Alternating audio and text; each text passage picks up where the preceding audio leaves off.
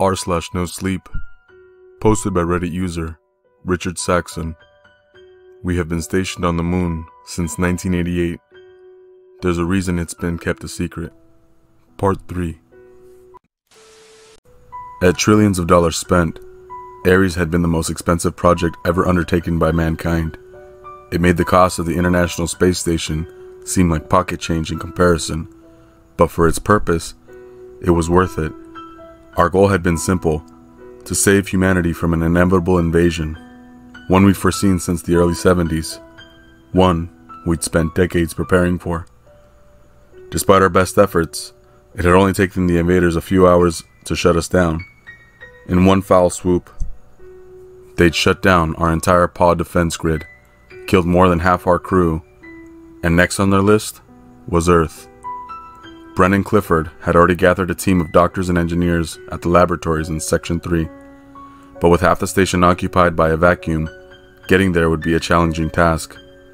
Rather than crawling through the separate ventilation system, we suited up and traversed directly through the locked-off sections, weapon in hand, and eyes peeled for enemies. We slowly made our way towards the lab, praying that the dead alien could provide us the answers we so desperately sought. "So, they killed it, right?" Jennifer asked. "I sure hope so. I doubt we'd have the means of interrogating it," I responded. "Besides, it's time for payback. These bastards killed half our crew without as much of a second thought," John interjected. Once we finally made it to Section 3, we were met with a set of heavy metal doors. They were strong enough to withstand the vacuum of space and able to negate the power of a nuclear blast. They had to be manually activated and could only be opened from the inside. "Brandon, you in there?" I asked over the radio. "Rick?" "Yeah, it's me. I've got a security team with me. Would you please open up the damn door?" An airlock separated the lab from the rest of Section 3. It had been built in the early stages of Ares construction and functioned more as a minuscule station than part of the main project. Luckily, it had been able to maintain an atmosphere despite the many breaches. It was a massive dome-like structure, divided into several micro-labs. Each of them had been sealed off, hidden, and distributed to different research teams, operating in isolation from one another. At the very end was an autopsy room. It had been used to study the effects of low gravity on the decaying human body, but now it would be a place for alien dissection. Livingston and Daniel had arrived with a team of engineers, just in time to escape the breach in atmosphere. Whether they liked it or not, they were trapped in the laboratory, without enough suits to bring everyone out. Brendan met us by the entrance. He sustained a massive gash to his face, rupturing his left eye, and covered by crude bandage. He guided us towards the autopsy room.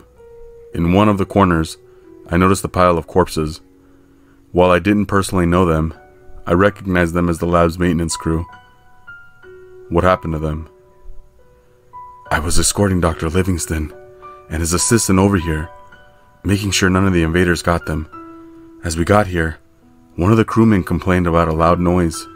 Before I got the chance to question him, he just pulled out a knife and slashed across my face. I tried to get the knife away, but he stabbed his co-workers, and I had no choice but to shoot him." "And the other two?" I said as I gestured to their gouged out eyes and slit throats. They dove in for the knife and started mutilating themselves. I couldn't stop them," he responded somberly. "It wasn't until the adrenaline hit me before I noticed that fucking creature standing in the hallway. I can't even explain it. Just have a look at the thing." We entered the autopsy room. There, on the table, lay a massive creature. Though it had vague humanoid features, such as arms and legs, they were grossly disproportionate to what would function on Earth. Its skin was sickly pale white and covered in a mucus-like substance. The arms reached far beyond its own legs, which were split in half down the middle. Instead of eyes, ears, and mouths, the head was covered in dark, deep cavities. There were multiple bullet holes in the center mass, which I assumed to be the cause of death. But despite the high-caliber rifle used, there were no exit wounds. "Is it dead?" Jennifer asked nervously. No idea, Livingston responded. Its temperature hasn't changed, and it doesn't appear to bleed. Our only comfort is that it doesn't show any kind of responsiveness. I looked back at Brian, who tried to cope with his missing eye. So, what exactly happened to it? I chimed in. The thing was just wandering in the hallway, covered in some weird slimy film. I didn't exactly stop to ask any questions. I just shot it. 2 fucking mags to bring the thing down. I took another glance at the bullet holes. The injury looked oddly clean, and the bullets inside had seemingly vanished, as if the creature had simply digested them. What do you think, Doc? Brandon asked. He mumbled something to himself. It's a remarkable creature. I have my theories, but I'd need to open it up to be sure. Then what are you waiting for? Do it, Brandon firmly suggested. Don't be ridiculous. This is not something you can just cut open with a scalpel. Its skin is too powerful. Besides, we're going to scan it first.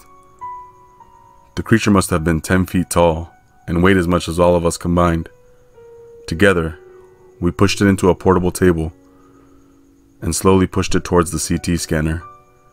Once inside, Livingston didn't hesitate to start the machine. A loud whirring sound could be heard as the machine started taking pictures. God damn it, Livingston exclaimed as the computer produced a scan. To the untrained eye, it just looked like a massive flare occupying most of the screen. What's that? I asked. Starburst. It happens when there's metal in the way of the X-ray, Daniel explained. They put something inside this creature's head, and we're going to remove it, Livingston continued as he rushed off to gather some tools. He returned moments later with an ice pick and a hammer. Without a second thought, he started digging into the creature's skull. Though the skin was immensely thick, it didn't seem to contain any bones. Before long, he retrieved a small metal box. What is it? I asked. I need to take it apart to be sure, Livingston said as he walked over to a set of computers. It looks oddly primitive, though. Maybe... Before he could finish the sentence, a high-pitched sound emitted from the speakers. We fell to the ground, clutching our ears in agony. Brandon, thinking on his feet, ran over to grab the device out of Livingston's hands. He threw it to the ground and started stomping on it. As the metal box shattered, the sound finally stopped. You idiot! Why would you do that? Livingston asked furiously. Why? Because it was fucking loud, Brandon shot back. Livingston collected the broken pieces and went to inspect the device. In the meantime, Daniel proceeded to repeat the CT scan, this time without interruptions. We waited impatiently while the machine circled around the lifeless creature, producing a picture I didn't have the proper education to comprehend. Wow, that's incredible, Daniel mumbled to himself as he looked over the alien. Livingston joined him, and together they threw around a plethora of medical jargon none of us could understand. After a few minutes of discussing the creature's anatomy, they started to look worried. They rushed to the radio and quickly disconnected it before silencing every speaker in the room. Turn your damn radios off, Livingston ordered. The lab was plunged into deafening silence, and we all awaited a logical explanation from the doctors. Sound. That's how they do it, Daniel said with a weird mixture of excitement and horror in his voice. Sound. That's how they put people into a trance. They delude people into killing themselves, and those around them, appearing as voices in their heads, he continued. Livingston kept studying the device, desperately trying to figure out its purpose. It's a transducer, he suddenly said. It converts sound into radio waves. That's probably how they communicate in the vacuum. It also means they'll be able to hijack our own communication channels. You think they could use them against us? He nodded. These things, they're unlike anything found on Earth. They don't have a centralized nervous system, nor do they need a heart to pump blood through their bodies. If anything, they resemble insect more than mammalian life, except every vital organ seems to be diffused throughout their entire mass. That's why it's so hard to kill them. The only effective thing to fight back would be fire. He paused, looking over the creature once more. We have to freeze it. Make sure it doesn't wake up. We lumped the creature onto a table and started pushing it towards the freezer. It could breathe things down to just a few Kelvin away from absolute zero, a temperature that could keep even atoms from moving around. We need to warn the others, Jennifer said. Send out a warning to Section 5, but keep it brief. As we attempted to push the creature into the freezer, I noticed a twitch. Before I could even warn the others, Brandon just froze in place. No, no, no, no, he kept repeating. The alien moved again, not strong enough to get up, but clearly not dead. It's in my head. Get it out, he yelled as he lifted his gun to his own temple.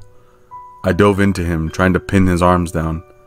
In the process, he accidentally fired off a round, which ricocheted off the ground and hit Livingston in the leg. As I tried to subdue Brandon, 2 of the other guards fell to insanity. With little hesitation, they grabbed whatever sharp object they could and started hacking away at their own bodies, quickly bleeding out. Brandon knocked me off, but the gun had slid too far away from either of us to reach. Rather than fight him, I grabbed a nearby bottle of isopropyl alcohol and drenched the alien in it. Before anything could stop me, I ignited the alcohol and set the monster ablaze. Despite being on fire, it didn't let go of the grip it had on our crew. Brandon, alongside the engineers, rushed to embrace the burning creature, lighting themselves on fire in the process. The sprinkler system started spouting out a mesh of carbon dioxide dry ice, but with the burning crew lighting everything they touched on fire, it hardly helped. Despite our best efforts, the laboratory would soon be gone. In the meantime, Daniel had attempted to stop the bleeding from Livingston's leg, but proved to be a futile effort. It's his femoral artery. I can't stop it, Daniel said. By then, secondary measures had been activated to quell the fire. It meant that all the oxygen would be sucked from the lab and expelled into the vacuum of space. Normally, it wouldn't be a problem, but with the entirety of Section 3 missing atmosphere, it meant we would need to suit up. We need to get to Section 5 immediately. Jennifer, did you manage to get a hold of them? They're not responding, she said in a panic. Not having time to come up with a better plan, I rushed to get suited up with the rest of the crew. We only had 2 minutes before oxygen levels dropped to fatal levels. Wait! Livingston called out. His face had turned pale from the blood loss, and I could easily tell he was only moments away from death. You have to disable your radios. It's only a matter of time before they figure out how to intercept our channels. You have to. It meant we'd be walking out of there with little to no situational awareness, unable to communicate with each other. Despite the horrific realization, we all knew he was right. What about you? We all know I'm done for. Just go. I glanced over at the burning remains of my former security team. John and Jennifer still attempted to put out the fire, but it was far too late. How are we supposed to stop them? You can't, Livingston said, his voice growing weaker with every word. But you have to warn Earth. Give them a fighting chance. We suited up at record pace and got ready to unlock the laboratory doors. The airlock would be sealed until the fire went out, which meant we had to watch Livingston suffocate before we could even walk outside. Jennifer grabbed a paper-sized whiteboard, allowing us to communicate with each other even without radio contact. But the thought of going out there, deaf, still terrified me. Don't let this be for nothing, Livingston gasped as the last bit of air got pumped out of the room. Seconds later, he fell silent on the floor. It's time to go, I said to the remaining survivors as we unlocked the door. Death had quickly become a faithful companion on our mission, but if we could warn Earth, it would be worth it.